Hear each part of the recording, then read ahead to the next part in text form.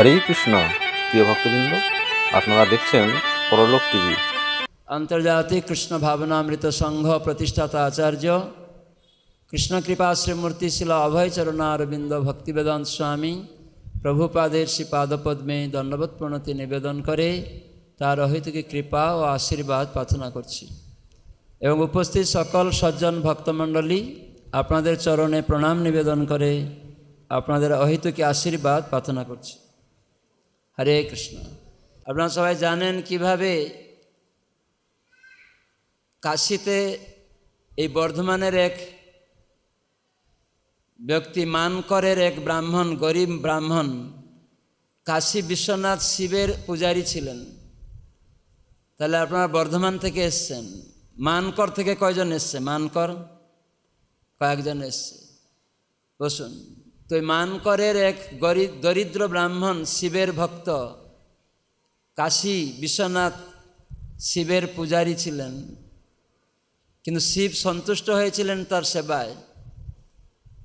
সেই ব্রাহ্মণ চেয়েছিলেন আমাকে সবথেকে মূল্যবান সম্পত্তি দান করুন। শিব যখন জিজ্ঞাসা করলেন কি চাও, বলে আমাকে সবথেকে মূল্যবান সম্পত্তি দিন।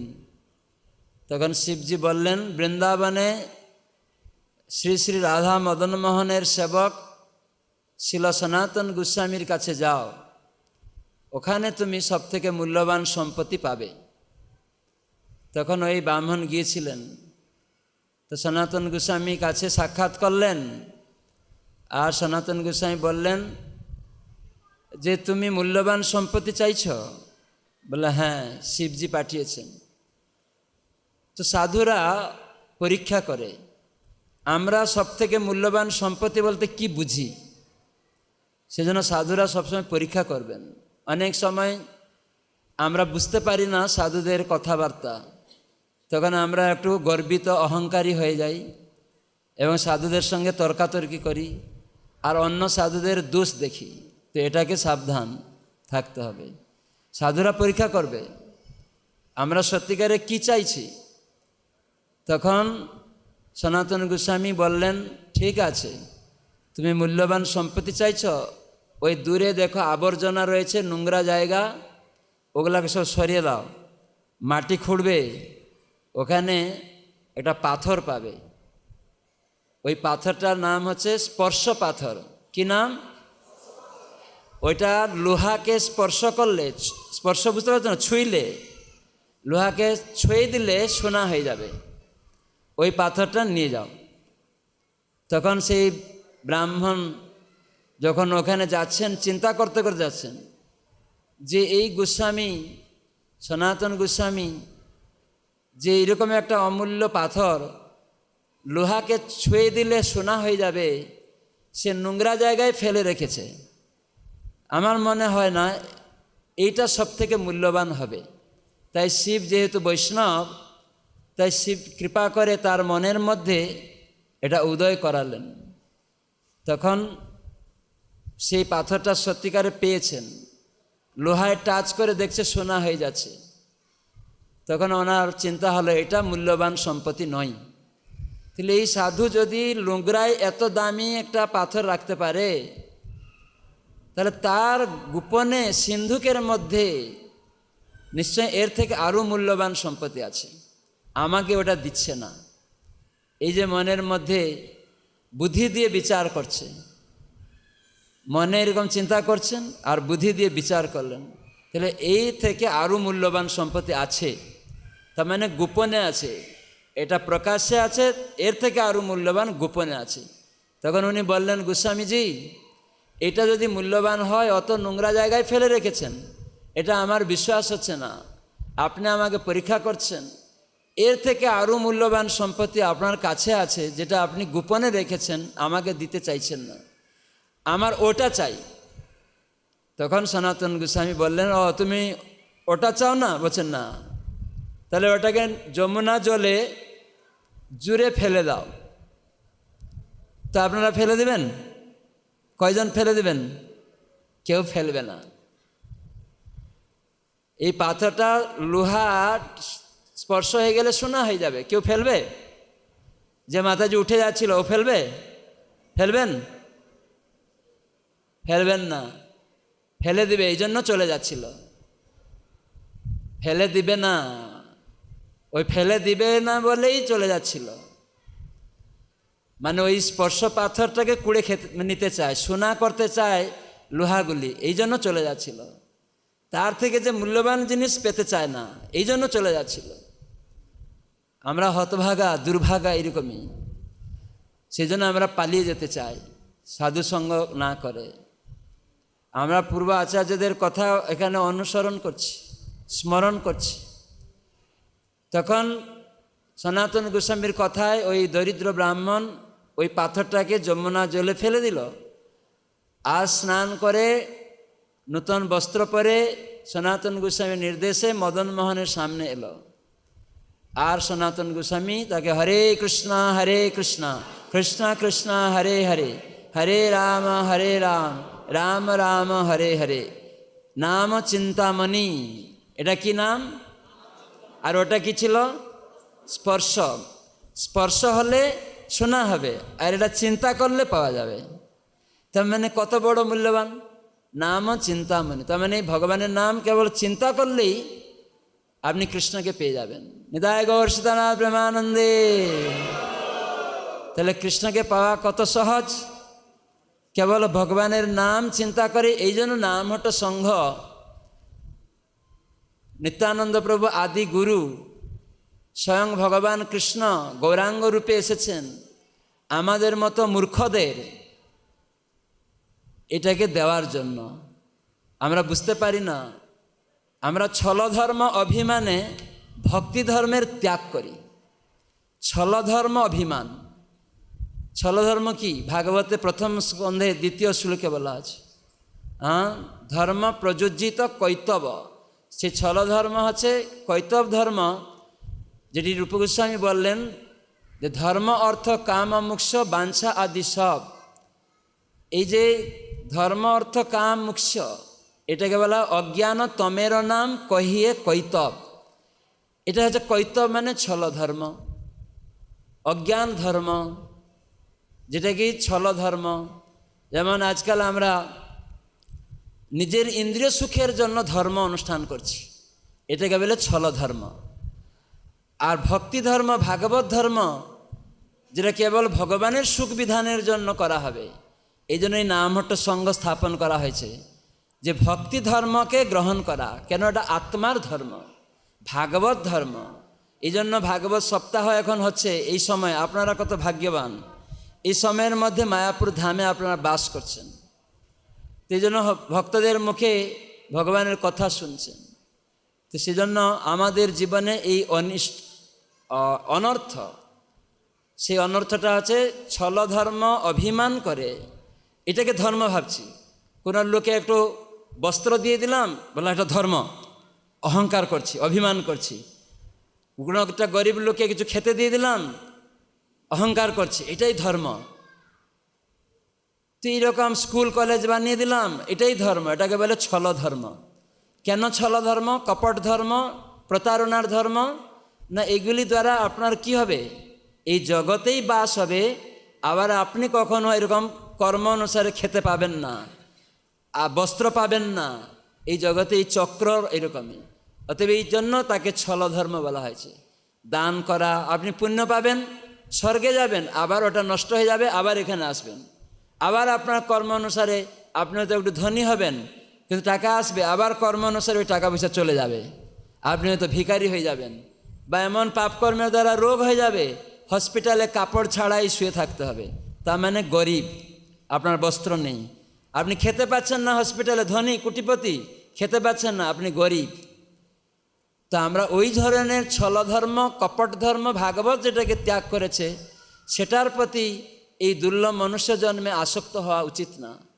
এই জন্য তথাকথিত স্মার্ত বা সাধুরা তারা এই ছলধর্মেরই শিক্ষা দেয়, কিন্তু প্রকৃত সাধু তারা ছলধর্ম শিক্ষা দেয় না, তারা ভক্তি ধর্ম শিক্ষা দেয়।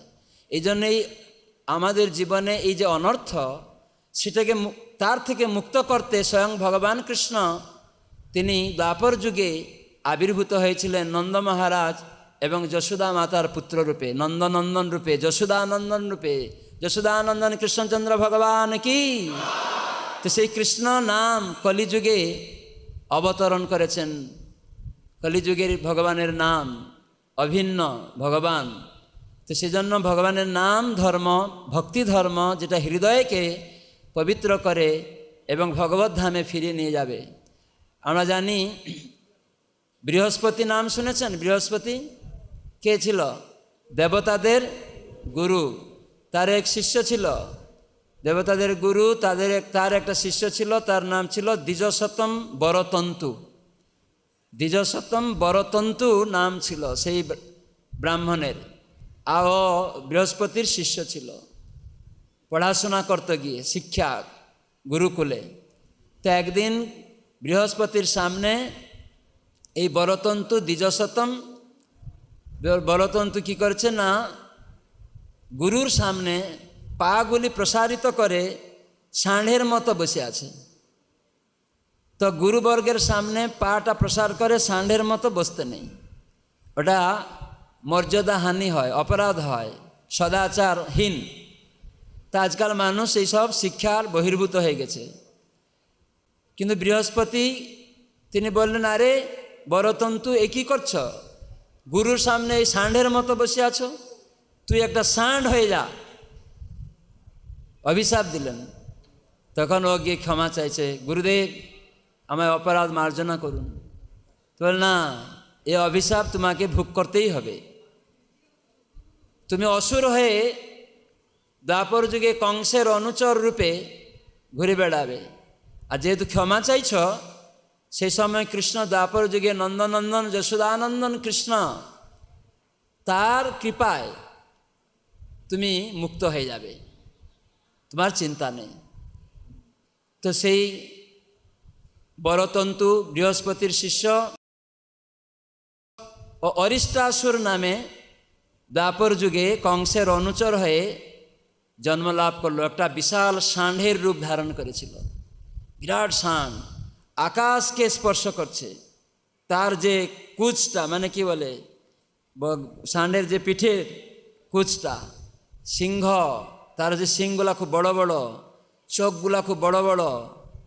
একবার কৃষ্ণ তিনি চিন্তা করলেন সমস্ত গোপীগণের সঙ্গে রাসলীলায় যুক্ত হবেন, এইরকম ভাবছেন। আর গোপীরা সব সাজাসাজি হচ্ছে। আর এই ষাঁড়, এই অরিষ্টাসুর, সে এমন গর্জন করছে, মলমূত্র ত্যাগ করছে। তো সে কি করেছে না, ওই ব্রজভূমিতে প্রবেশ করেছে চিৎকার করতে করতে। তখন যে গৃহপালিত সমস্ত পশুরা ছিল ভয়ে ভীত হয়ে সব পালিয়ে যাচ্ছে এদিক সেদিক।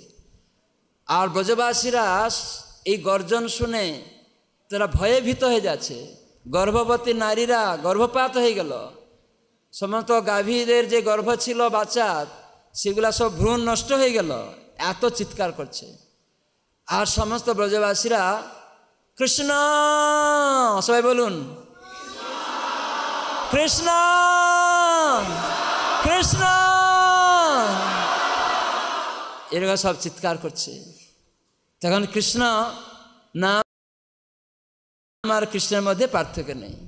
সঙ্গে সঙ্গে কৃষ্ণ সেখানে একদম ভয় নেই, কোনো রকম কোনো ভয় নেই, এই বলে কৃষ্ণ সেখানে উপস্থিত হয়ে গেলেন।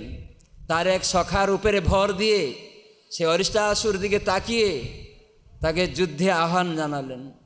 কৃষ্ণ ঠিক বীর রস আস্বাদনের হেতু তিনিও প্রস্তুত হয়ে গেলেন। আর সঙ্গে সঙ্গে সে অরিষ্টাসুর মলমূত্র ত্যাগ করতে করতে, গর্জন করতে করতে, রক্তিম চোখে একদম কৃষ্ণের দিকে একদম এমন জোরে দৌড়ে আসছে। আর স্বয়ং ভগবান কৃষ্ণকে একদম ঘুষি মারছে সিং দিয়ে। কিন্তু ভগবান কৃষ্ণ তার দুটা সিংহকে ধরে ধূপারা যেমন কাপড় কাচে, সেরকম কাপড় কাচার মতো তাকে আছাড় মেরে এবং তার সিংহগুলাকে তুলে তাকে বধ করে দিলেন। জয় কৃষ্ণচন্দ্র ভগবান কি। হরে কৃষ্ণ হরে কৃষ্ণ কৃষ্ণ কৃষ্ণ হরে হরে, হরে রাম রাম রাম হরে হরে। তো এইভাবে ভগবান কৃষ্ণ সমস্ত ব্রজবাসীদের এই অরিষ্টাসুর থেকে মুক্ত করলেন। আর অরিষ্টাসুর সেও ভগবানের হস্তে নিহত হওয়ায় সেও মুক্ত হয়ে গেল। এই হচ্ছে ভগবানের কৃপা। তো এটা ভগবান কৃষ্ণ ভক্তদের তিনি আবির্ভূত হয়ে এই রকম অনর্থ, এই যে চিৎকার করে মলমূত্র ত্যাগ করছে, এগুলো দুর্গন্ধ। তার মানে এই জগতে আমরা আছি, প্রভুপাদ বলছেন এই জড়জগৎটা আছে বিষ্ঠা সদৃশ। বিষ্ঠা তাকে যতই ফিনাইল দিন সেটা কোনোদিন সুগন্ধ হবে না। হবে? বৈজ্ঞানিকদের উপায়ে কত রকম সেন্ট বেরিয়ে গেছে, মলে যদি সেই সেন্ট দিবেন দুর্গন্ধটা ছড়ে মুক্ত হবেন? হবে না। তো এই জড়জগৎটা এরকম দুর্গন্ধময়। কিন্তু আমরা যে ধর্মকর্ম করার চিন্তা করছি, যেটা আত্মধর্ম নয়, দেহ সুখের জন্য, তাই দেহটাও গন্ধময়। হ্যাঁ কি না? দেহের ঘামটা বেরিয়ে গেলে দুর্গন্ধ, পাশে কেউ বসতে চায় না। তাহলে এই দেহ ধর্মটাও দুর্গন্ধ। তো এই যে অরিষ্টাসুর মলমূত্র ত্যাগ করছে কেন না? আমরা এরকম ছল ধর্মের প্রতি আসক্ত হয়ে পড়েছি। ভিখারিকে একটু খেতে দিলাম, ভাবলাম আমি ধর্ম করে নিলাম, কিন্তু এটা দেহ ধর্ম। আমি আরও সুখ করব, ভোগ করব, স্বর্গ রাজ্যে যাব, আরও কুমালাঙ্গী মেয়েরা তাদের সঙ্গে থাকব, সুমরস পান করব, এখানে হচ্ছে না, আরও করব। এই জন্য সে বস্ত্র দান করছে, ভিখারিকে খাদ্য দিচ্ছে, হসপিটাল বানাচ্ছে। এগুলাই দুর্গন্ধময়। ওই অরিষ্টাসুরের মলমূত্র সদৃশ ধর্ম দুর্গন্ধময়। কেন না? এই জগতে আবার দেহ ধারণ করতে হবে, যে দেহ জন্ম মৃত্যু চক্রে বারবার ঘুরবে, যেটা কি দুর্গন্ধময়। তো এইগুলো আমাদের জীবনে অনর্থ। তো সেজন্য ভগবানকে গ্রহণ করার ফলে, এই জন্য গোপীরা, ব্রজবাসীরা তারা চিৎকার করে কৃষ্ণকে গ্রহণ করলেন। কি বলে চিৎকার করলেন? কৃষ্ণ বলুন, কৃষ্ণ কৃষ্ণ, হরে কৃষ্ণ হরে কৃষ্ণ, কৃষ্ণ কৃষ্ণ হরে হরে, হরে রাম রাম রাম হরে হরে। এটার দ্বারা হৃদয়ের আয়না পরিষ্কার হবে। আমরা জানব আমি এই দেহ নই। সবাই বলুন তো, আপনারা কি বলেন? এই হাতটা দেখে কি বলেন? আমার হাত। কি বলেন? যিনি এই পিছনে চশমা পরে বসে আছেন আপনার পাশে, হলুদ জামা, আপনি হ্যাঁ, আপনাকে বলছি। আপনি কি ভাবেন যে এই মাথাটাকে দেখে কি বলেন? আমার মাথা বলেন না আমি মাথা বলেন? কি বলেন? আমি মাথা বলেন না আমার মাথা বলেন? আমার মাথা। তাহলে আপনি কে? আপনি বলছেন আমার মাথা, আমার দেহ, আমার হাত। তাহলে আমি কে? তাহলে এই দেহ আমি নই, মাথা আমি নই, হাত আমি নই, তাহলে আমি আলাদা। তো সেই আমি আত্মার ধর্ম ভাগবত ধর্ম। এই জন্য ছল ধর্ম অভিমানে ভক্তি ধর্মের ত্যাগ করবেন না। ভক্তি ধর্ম মানে আত্মার যে ধর্ম, কেবল আত্মা পরমেশ্বর ভগবানের বিভিন্ন অংশ, তাই তার সাথে যুক্ত না করে আমরা কোথায় যুক্ত হচ্ছি? কে খেতে পেল না, ও তো তার পূর্ব কর্ম অনুসারে খেতে পাচ্ছে না। আপনি কে মহাশয় তাকে কোটি টাকা, বস্ত্র ইত্যাদি দিয়ে তাকে খেতে দিতে পারবেন? দিবেন, তার পরের দিন আবার অভিকারী হয়ে যাবে। শাস্ত্রে বলা হয় ভাগবতে যে কর্মনা এবং কালে ন, পূর্বের কর্ম অনুসারে এবং কাল মানে সময় আসবে, আপনি এখন ভিখারি ধনী হয়ে যাবেন, আপনি এখন রাজা সাধারণ মানুষ হয়ে যাবেন। মনমোহন সিং রাজা ছিলেন, হ্যাঁ কি না? প্রধানমন্ত্রী এখন নেই। বুদ্ধদেব ভট্টাচার্য মুখ্যমন্ত্রী ছিলেন, এখন নেই। তাহলে একদিন রাজা, তারপরের দিন প্রজা। এটা কিসের জন্য? কালে ন, কাল মানে সময় অনুসারে, আর কি কর্ম না, কর্ম অনুসারে। এই জন্য ভাগবত কথা, ভাগবত ধর্ম যে প্র্যাকটিক্যাল, বিজ্ঞান, সায়েন্স, বাস্তব, সেগুলি আমাদেরকে বুঝতে হবে। এই জন্য এই দেহ আমি নই, এটা আমরা বুঝতে পারলাম। তাহলে ভাগবত ধর্ম এটা শিখায়, দেহ ধর্ম এটা শিখায় না। দেহ ধর্ম কি শিখায়? দেহের উন্নয়ন করো, ওটাকে বলে আসুরিক ধর্ম। দেহ ধর্ম আসুরিক, কী করে দেহের সুখ হবে, ওটা আসুরিক। সেই জন্য ভাগবত ধর্ম কি শেখায় না? আত্মার কল্যাণ।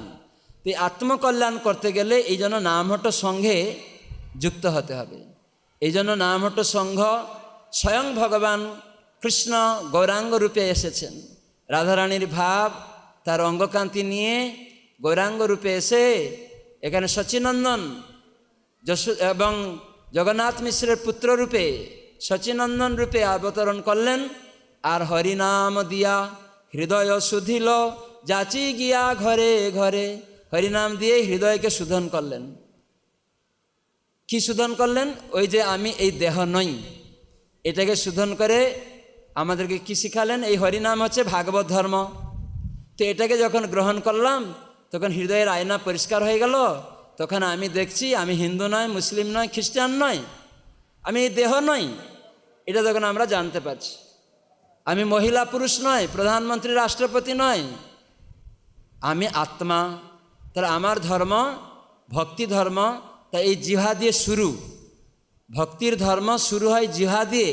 হরে কৃষ্ণ কৃষ্ণ কৃষ্ণ হরে হরে, হরে রাম রাম রাম হরে হরে। এই নামের দ্বারা আমরা সূচনা করি। তো এই জন্য এই ভগবানের নাম এতই শক্তিশালী। আজকে ভক্তিবিনোদ ঠাকুর আবির্ভূত হয়েছেন, তিনি এই ভগবানের নাম বিতরণ করেছেন সর্বত্র। এই জন্য উনি নামহট্ট সংঘ, 500টা নামহট্ট সংঘ তিনি নিজে স্থাপন করেছিলেন। উনি গৃহস্থ ছিলেন, উনি ম্যাজিস্ট্রেট ছিলেন 200 বছর পূর্বে বা 150 বছর পূর্বে। আগে ওনার নাম ছিল KN দত্ত, ব্রিটিশের সময় কেদারনাথ দত্ত। ওনার এই বীরনগর উল্লা শান্তিপুরে ওনার আবির্ভাব দাদুর বাড়িতে। তো সেই KN দত্ত, তার নাম হচ্ছে সচ্চিদানন্দ ভক্তিবিনোদ ঠাকুর, তিনি আমাদের পূর্ব আচার্য। এখানে তার ছবি রয়েছে। উনি গৃহস্থ ছিলেন, তাঁরই সন্তান ছিল ভক্তি সিদ্ধান্ত সরস্বতী ঠাকুর প্রভুপাদ, যার নির্দেশে আজ সারা বিশ্বে প্রচার হলো। মহাপ্রভুর ভবিষ্যৎবাণী পৃথিবীর সর্বত্র নাম প্রচার হবে। তো এটাকে রূপ দান করতে ভক্তি সিদ্ধান্ত সরস্বতী ঠাকুর, তারই একজন যোগ্য শিষ্য এই অভয়চরণ অরবিন্দ ভক্তিবেদান্ত স্বামী প্রভুপাদ, যার বিগ্রহ এখানে দেখছেন। যুবক অবস্থায় কলেজে পড়ার সময়, স্কটিশ চার্চ কলেজে পড়ার সময় গৌড়ীয় মঠের উল্টোডাঙ্গা গৌড়ীয় মঠে দেখা করতে গিয়েছিলেন। তখন ওই ভক্তি সিদ্ধান্ত সরস্বতী ঠাকুর প্রভুপাদ, যিনি ভক্তিবিনোদ ঠাকুরের সন্তান, তিনি জানিয়েছিলেন, তিনি রাধারানীর প্রিয়, যে ভাগবত ধর্ম সারা বিশ্বে প্রচার করো। তো সেই ভক্তি সিদ্ধান্ত সরস্বতী ঠাকুরের কথা তিনি গ্রহণ করেছিলেন। প্রথমে বললেন এই ভাগবত ধর্ম কে গ্রহণ করবে? এখন তো আমাদের দেশ ব্রিটিশের দ্বারা করায়ত্ত হয়ে রয়েছে, স্বাধীন নয়, পরাধীন দেশের কথা কে শুনবে? কিন্তু ভক্তি সিদ্ধান্ত সরস্বতী ঠাকুর প্রভুপাদ বললেন ভাগবত ধর্ম, যেটা কোনো রাজনৈতিক দলের উপরে, স্বাধীনতা পরাধীনতার উপরে নির্ভর করে না। আত্মার ধর্মটা, ভাগবত ধর্মটা, দেহ ধর্ম নির্ভর করতে পারে, কিন্তু আত্মধর্ম ভাগবত ধর্ম এটা কোনো কিছুর উপরে নির্ভরশীল নয়, এটা স্বয়ং স্বতন্ত্র। এটা গুরু পরম্পরা সূত্রে এটাকে আমাদের গ্রহণ করতে হয়। তখন উনি পরবর্তীকালে তিনি এটাকে বয়সে 70 বছর বয়সে এই ভাগবত ধর্ম, ভাগবত গ্রন্থ, গীতা গ্রন্থ এবং কলিযুগের যুগধর্ম হরিনাম, যেটি ভাগবত ধর্ম সূচনা হয়, সেই হরিনামকে নিয়ে মাথায় গ্রন্থ নিয়ে জলদূত জাহাজে আমেরিকায় পাড়ি দিয়েছিলেন। আর যেখানে 1966 সালে উনি রেজিস্ট্রি করলেন সরকারিভাবে আন্তর্জাতিক কৃষ্ণ ভাবনামৃত সংঘ ইস্কন। কেন না আন্তর্জাতিকভাবে সমগ্র বিশ্ববাসী, প্রত্যেক মানুষ যাতে কৃষ্ণ ভাবনায় ভাবিত হয়, তার মানে ভাগবত ধর্মে যাতে পর্যবেসিত হয়। কেন না জীব ভগবানের বিভিন্ন অংশ, জীব অন্য কারো অংশ নয়, এই পিতামাতার অংশ নয়, দেশের অংশ নয়, দেবদেবীর অংশ নয়, জীব হচ্ছে ভগবানের অংশ। এই জন্য গীতায় কৃষ্ণ বলেছেন মময় বাংশ জীবলোকে জীবভূত সনাতন। জীব তো এই জন্য সনাতন, দেহটা সনাতন নয়। তো এই জন্য জীবের ধর্ম সনাতন ধর্ম, ওটা হিন্দু নয়, মুসলিম নয়, খ্রিস্টান নয়, ভারতীয় নয়, আমেরিকান নয়। আজকাল অনেক লোক হিন্দু হিন্দু বলে সনাতন ধর্ম ভাবছে না। এই জন্য হিন্দু ধর্ম, মুসলিম ধর্ম, খ্রিস্টান ধর্ম এগুলি ছল ধর্ম, এগুলি দেহের ধর্ম, মানে এগুলো প্রতারণার ধর্ম, চিটিংবাজি ধর্ম। এগুলি ভাগবত ধর্মকে গ্রহণ করতে বঞ্চনা করে, এই জন্য এটা আসুরিক, অরিষ্টাসুর। সেই জন্য ভগবান কৃষ্ণ তিনি এই জগতে নাম রূপে অবতরণ হলেন। তাই ছিল প্রভুপাদ সারা বিশ্ববাসীকে তিনি এই কৃষ্ণ নাম দিয়ে ছলধর্ম থেকে তিনি ভাগবত ধর্মে স্থাপিত করলেন। ছিল প্রভুপাদ কি। তো এই জন্য আমাদের ভাগবত ধর্ম গ্রহণ করতে হবে, তাহলে আমরা আনন্দ পাব। তাহলে আমার রাজনীতির যে প্রধানমন্ত্রীর পদ চলে গেলেও দুঃখ পাবেন না, কোটি কোটি টাকার মালিক হয়েছেন চলে গেলেও দুঃখ পাবেন না। কেন না? এগুলি অনিত্য। আপনারা বলুন, আপনাদের কোটি কোটি টাকা দেওয়া হবে, কয়জন চান? 10 কোটি টাকা দেওয়া হবে আপনাদের, কয়জন চান? হাত তুলুন। কেউ নেবে না? কে নেবে? উনি নেবে, উনি নেবে 10 কোটি টাকা। কিন্তু বৃষ্টি হবে না, কোনো চাষবাস থাকবে না, হাওয়া থাকবে না, পবন থাকবে না, আগুন থাকবে না। আপনি 10 কোটি টাকা নেবেন, কি করবেন? কি করবেন? তখন তো আপনি তো জল পাবেন না, আপনি গোবিন্দ সেবা কি করে করবেন? দেখতে পাবেন না, আলো থাকবে না, কোথায় যাবেন 10 কোটি টাকা নিয়ে? অন্ধকার। তো সেই জন্য টাকাটা আপনাকে যে সর্বস্ব দিয়ে দিবে এটা নয়, বুঝতে পারছেন? হ্যাঁ, টাকা লক্ষ্মী, এই যে গোবিন্দ সেবায় লাগাবে, খুব ভালো। যদি আপনি গোবিন্দ সেবা করবেন তাহলে বৃষ্টি হবে, আলো বাতাস থাকবে, দেবতারা সন্তুষ্ট হয়ে আপনার যা দরকার সব দিবে। একটা ছোট জমিতেও আপনি সব পাবেন। আমাদের একটা ভক্ত ছিল উত্তরবঙ্গে, একটা ছোট জমিতে এমন চাষ করছে, পশ্চিমবঙ্গের কৃষিমন্ত্রী গিয়ে ওর বাড়িতে হাজির, তারপরে ওকে টিভিতে নিয়ে দেখাচ্ছে, বহু বছর আগে উত্তরবঙ্গে। উত্তরবঙ্গের রায়গঞ্জের পরে কি সোনাপুর হাট, ওখানে সহদেব কি নাম ছিল, দীক্ষিত নামটা ভুলে গেছি। ওর বাড়িতে একটা ছোট্ট জায়গায় ও এমন চাষ করত, কৃষিমন্ত্রী গিয়ে অবাক, এত চাষ, এত ফলন, পরপর একটা শেষ হতে না হতে আরও তার নিচে কিছু একটা হয়ে যাচ্ছে। তখন কৃষিমন্ত্রী টিভিতে গিয়ে উত্তরবঙ্গে দেখায়, ওনার গাড়ি করে ওর বাড়ি থেকে নিয়ে এসছে গ্রামের ভিতর থেকে, আর তখন দেখাচ্ছে। দেখুন, যখন আমরা কৃষ্ণকে গ্রহণ করব তখন সব কিছু পাওয়া যাবে, কেন কৃষ্ণ হচ্ছেন সব কিছুর মূল উৎস। সেখান থেকে জ্ঞান আসবে, সেখান থেকে সমস্ত বল আসবে, সমস্ত যশ আসবে, সমস্ত বৈরাগ্য আসবে, সমস্ত সৌন্দর্য আসবে। আমরা ছিটেফোঁটা একটু জ্ঞান পেয়ে অহংকার করছি, ছিটেফোঁটা একটু সৌন্দর্য পেয়ে অহংকার করছি, এগুলো এক মুহূর্তের মধ্যে নষ্ট হয়ে যাবে। সৌন্দর্য আছে, একটা মশা কামড় দিবে, ব্যাস শেষ, কালো হয়ে যাবে মুখটা, আর সুন্দর থাকবে না। থাকবে? সেজন্য আমাদের সাজতে হবে, ভগবানের ভক্ত বেশ ধারণ করতে হবে। ভগবানের ভক্ত বেশ, তিলক থাকবে, মালা থাকবে, পরিষ্কার পরিচ্ছন্ন থাকবে। চুলগুলা বড় রাখবে না কেউ, আজে বাজে চুল মাথা মুড়ন করতে হবে এরকম নয়, চুলগুলা ঠিক থাকবে। অনেকে দেখা যায় ঝুঁটি রাখছে, বড় বড় চুল রাখছে, এইসব করবেন না। এবং গৃহস্থ ভক্ত যে কোনো পোশাক লাল, নীল, সবুজ এইসব পরবেন না, তারা সাদা পরবেন, উত্তরীয় রাখবেন, ধুতি রাখবেন। আজকাল দেখছি সব অনেক গৃহস্থ ভক্ত তারা বিভিন্ন রকম ড্রেস নিয়ে নিচ্ছে, সবুজ, লাল, নীল, কালো, না, শাড়ির মতো ড্রেস করে নিচ্ছে সব। আমি দেখছি কালকে মঙ্গলা আরতিতে যাচ্ছে, একদম পুরা শাড়ি। এগুলা করবেন না, আমাদেরকে বদনাম করবেন না। সেজন্য ভক্তরা একটু সঠিক ড্রেস পরবেন, সদাচার পালন করবেন, ভক্তদের পরামর্শ নেবেন। একটা জানে না সে করছে, আমি তাকে অনুকরণ করব না, যে জানে তাকে অনুসরণ করব। যারা জানে তাদের অনুসরণ করব, যে জানে না তাকে অনুকরণ করবেন না। সেজন্য প্রশ্নের মাধ্যমে সব সমাধান করবেন, এটা আমাদের অনুরোধ। তো এইভাবে আমরা যেন ছলধর্ম ত্যাগ করি, ভক্তি ধর্ম গ্রহণ করি। তো এটা কী করে ভক্তি ধর্ম গ্রহণ হবে? কে বলতে পারেন? ছলধর্ম যাবে, ভক্তি ধর্ম কী করে পাওয়া যাবে? কে বলতে পারে? যদি আমরা এই নাম হট্টে যোগদান করি, হরে কৃষ্ণ কৃষ্ণ কৃষ্ণ হরে হরে হরে রাম রাম রাম হরে হরে। এটি যদি গ্রহণ করি হৃদয়ের আয়না পরিষ্কার হবে, আত্মজ্ঞান লাভ হবে, তখন এই দেহধর্ম আসুরিক ধর্ম যাবে, আর এইটা থেকে আমি মুক্ত হবেন। এই জন্য কৃষ্ণকে গ্রহণ করলে ছলধর্ম থেকে মুক্ত হবেন। যেন স্মার্তরা কৃষ্ণকে গ্রহণ করে না, ভগবানকে গ্রহণ করে না, তারা দেবদেবীদের গ্রহণ করে। এই জন্য এই জগতে দেহেতে আসক্ত হয়ে যায়। আমি ব্রাহ্মণ, আমি শ্রেষ্ঠ, এই অভিমান চলে আসে। অন্তত ব্রাহ্মণ গুণাবলীতে আসা উচিত, কিন্তু সেখানে দেহাত্মবুদ্ধি থাকা উচিত না। ব্রাহ্মণ মানে যে ব্রহ্মবস্তু আত্মজ্ঞান করেছে সে ব্রাহ্মণ হবে, কিন্তু দেহাত্মবুদ্ধি থাকলে হবে না। তো সেজন্য আমাদের তার থেকে ঊর্ধ্বে আসতে হবে, আত্মজ্ঞানে হয়ে ভগবানের সেবাতে যুক্ত হতে হবে। আপনারা যদি জানলেন আমি ডাক্তার, ডাক্তারি করেন না, আপনি যদি জানেন বলেন আমি চাষি, চাষ করেন না, কিছু মূল্য নেই।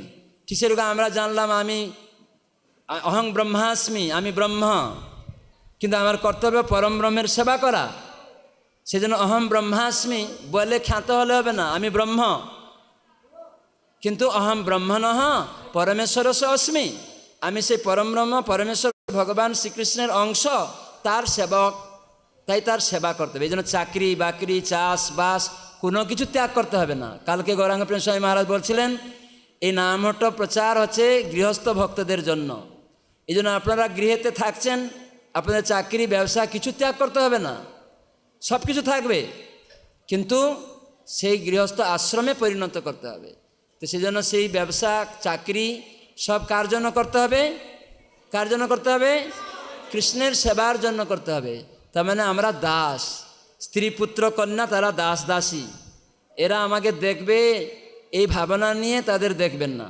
তো সেই জন্য এই নামহট্ট প্রচার করতে গেলে আমাদেরকে নিঃস্বার্থ সেবা করতে হবে। কি সেবা করতে হবে? নিঃস্বার্থ সেবা। আর এই নিঃস্বার্থ সেবার দ্বারা এই যে মানুষেরা ছলধর্মে আসক্ত হয়ে আছে, তাদের মানবতা নষ্ট হয়ে গেছে। তো সেই লুপ্ত মানবতা থেকে মুক্ত হবে যখন নিঃস্বার্থ সেবা, এই নামকে আপনি গ্রহণ করবেন, আত্মজ্ঞান লাভ করে অন্যকে সেটি দান করবেন। এই জন্য নামহট্ট সংঘ, তার মানে এটি কলিযুগে মহারাজ কালকে বললেন সংঘবদ্ধভাবে করতে হবে, একা একা নয়। একটা লাঠি ভেঙে দেওয়া যাবে, 10টা লাঠি একসাথে ভাঙা যাবে? সেজন্য 10-এর লাঠি একের বুঝা বলে। তো সেজন্য আমাদের 10টা লাঠি মানে মহাপ্রভু শিক্ষা দিলেন 10-5 মিলেই নিজ দ্বারেতে বসিয়া কীর্তন করহ সবে হাতে তালি দিয়া। হরে কৃষ্ণ কৃষ্ণ কৃষ্ণ হরে হরে, হরে রাম রাম রাম হরে হরে।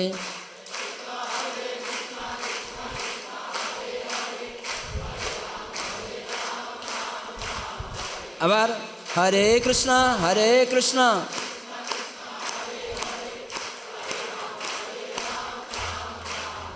হরি বল। তো এটাতে কোনো টাকা পয়সা লাগছে? এখানে কোনো স্বার্থ আছে? নিজের মঙ্গল হবে। এখানে স্বার্থ, স্ব অর্থ মানে নিজে কে জানা। তাই হরিনাম করার মাধ্যমে স্বার্থ, স্ব অর্থ। তো ভাগবতে বলা হচ্ছে স্বার্থ গতিং হি বিষ্ণু। তার মানে আমি যখন নিজেকে জানবো, ভগবানের সেবায় যুক্ত হব, আমার গতি কি? বৈকুণ্ঠ ধাম। বৈকুণ্ঠ ধাম মানে যেখানে উৎকণ্ঠা নেই, হতাশা নেই, উদ্বেগ নেই। হঠাৎ করে অসুরেরা উৎকণ্ঠা দিবে, যেমন অরিষ্টাসুর এসে গর্জন করে উৎকণ্ঠা দিচ্ছিল ব্রজবাসীদের। তাই যখন কৃষ্ণকে গ্রহণ করলো তারা মুক্ত হয়ে গেল, হ্যাঁ কি না? তাই এই বৈকুণ্ঠে গেলে হতাশা উৎকণ্ঠা থেকে মুক্ত হয়ে যাবে। নিতাই গৌর প্রেমানন্দে। তাই জন্য লুপ্ত মানবতা উদ্ধার করতে গেলে আপনাদেরকে অংশগ্রহণ করতে হবে। কয়জন এই নামহট্ট সঙ্গে নিজেকে যুক্ত করবেন এবং অন্যকে যুক্ত করাবেন? হাত তুলুন। করবে না? সবাই করবে? হ্যাঁ, মাতাজিরা করছে না? দেখে হাত তুলুন। হরি বল। অনেকে হাত তুলছে না। তার মানে ওরা ওই দেহাত্ম বুদ্ধিতে, ছল ধর্মে এই জগতে টাকা পয়সা পাবে আবার চলে যাবে। অর্থাৎ টাকা পেলেন চলে গেল, তখন দুঃখটা বেশি না কম? রাজনীতিতে প্রধানমন্ত্রী হয়েছিলেন, প্রধানমন্ত্রীর পদ চলে গেল, দুঃখ না আনন্দ? তাহলে এই দেহ ধর্মেতে এইরকমই সুখ দুঃখ। তাহলে যে মূর্খ সে এইগুলির প্রতি আসক্ত হবে, যে মূর্খ। সেই জন্য আমরা এইগুলি শিখাচ্ছি আচার্যদের পন্থাকে, যে লুপ্ত মানবতাকে মুক্ত করতে হবে।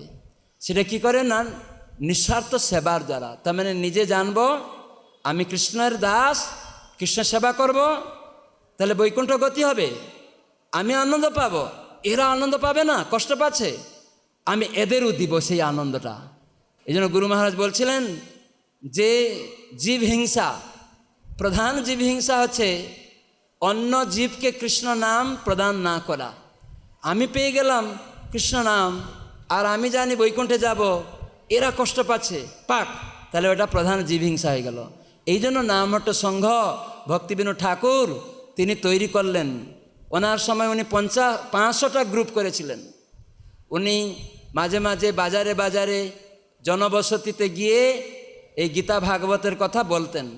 সেখানে কিছু শ্রদ্ধাবান ব্যক্তি তৈরি হতো। শ্রদ্ধাবান মানে তারা বুঝতে পারতো যে কৃষ্ণ ভক্তি একমাত্র কর্তব্য, আর সব কিছু কৃষ্ণ ভক্তির দ্বারা প্রাপ্ত হওয়া যাবে।